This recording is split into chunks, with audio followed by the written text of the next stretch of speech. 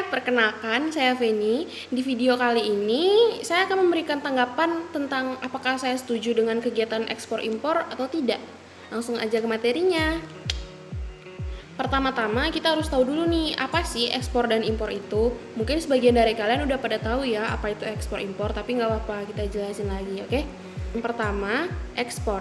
Ekspor adalah sebuah kegiatan mengirim barang dari dalam negeri ke luar negeri. Kemudian, impor adalah kebalikannya, yaitu mendatangkan sebuah barang atau komoditas dari luar negeri ke dalam negeri, atau simpelnya kita membeli barang dari luar negeri. Jika ditanya apakah saya setuju dengan kegiatan ekspor impor ini, jawabannya adalah setuju. Kenapa? Karena dengan adanya kegiatan ekspor dan impor, kita dapat memenuhi kebutuhan masyarakat di setiap negara, kemudian menambah devisa negara, kemudian menjalin kerjasama antar negara, dan memperkenalkan produk kita ke masyarakat di luar negeri.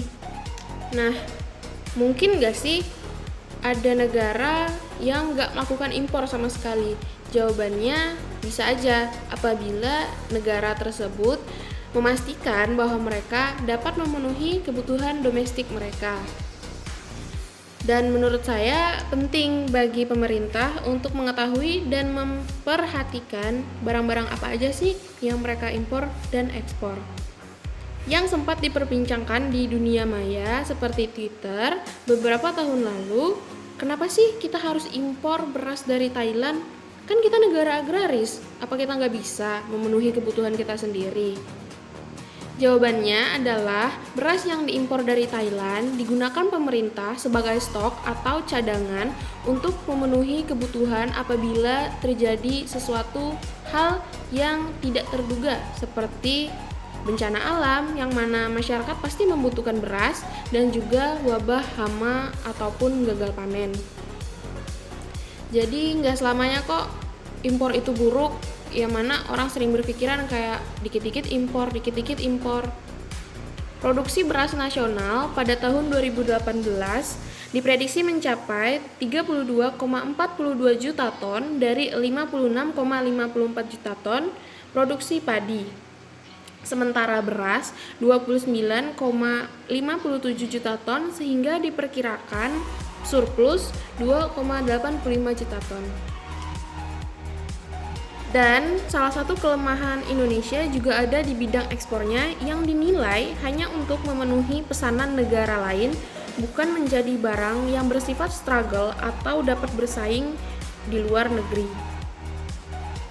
Seperti selama ini kita hanya mengekspor CPO-nya saja atau crude palm oil, dan batu bara yang hanya dijual mentahnya saja, dan juga industri tekstil yang hanya potongan kainnya saja. Menurut kalian, kenapa sih Indonesia hanya bisa mengekspor barang-barang mentah saja? Kalau menurut aku pribadi sih karena kurangnya SDM dan juga kurangnya kreativitas dari SDM itu sendiri. Kemudian Presiden Joko Widodo mengatakan bahwa sekarang adalah saatnya kita untuk merubah paradigma itu untuk menjual barang jadi untuk menjadikan nilai ekonominya lebih tinggi.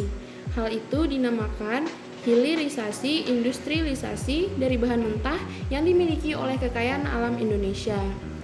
Oke deh, sekian dari saya. Terima kasih atas perhatiannya. Bye!